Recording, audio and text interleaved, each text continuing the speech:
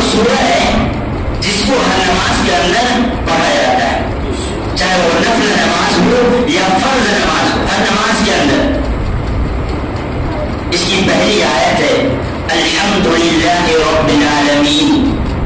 آپ اس کے اندر دیکھیں کہ رب العالمین، رب العالمین کا کہ تمام جہانوں کا پروردگار، رب المؤمنین نہیں کہا کہ مومنوں کا پروردگار، صرف رب المتقین نہیں کہا کہ صرف متقیوں کا پروردگار ہے، متقیوں کا پالنہار ہے۔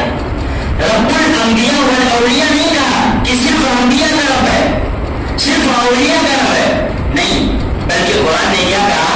الحمدللہ رب العالمین۔ تمام تعریفیں اس ذات کے لیے ہے، اس اللہ کے لیے ہے جو تمام جہانوں کا پروردگار ہے۔ یعنی اللہ رب العزت کی، اللہ رب العزت ایک مومن کو بھی رزق دیتا ہے، ایک غیر مومن کو بھی رزق دیتا ہے۔ اس بندے کو بھی اللہ رزق سے محروم نہیں کرتا جو اللہ کا نام ہے، اور اس بندے کو بھی اللہ رزق سے محروم نہیں کرتا جو اللہ کا نام نہ لے۔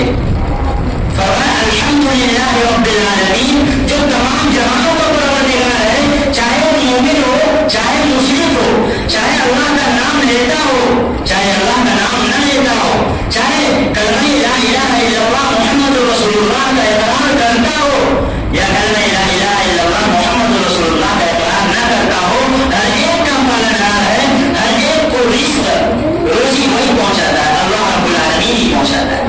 تو فرمایا تمام تعریفیں اس اللہ کے لیے جو تمام جہانوں کا پروردگار ہے۔ آپ دیکھیں کہ اس اللہ نے اگر حضرت موسیٰ علیہ السلام کو رزق دی تو اسی اللہ نے فرعون کو بھی رزق دیا ہے۔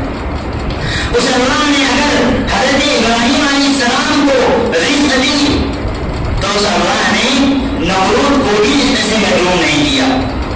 تو یہ اللہ تبارک و تعالیٰ کی رحمت ہے۔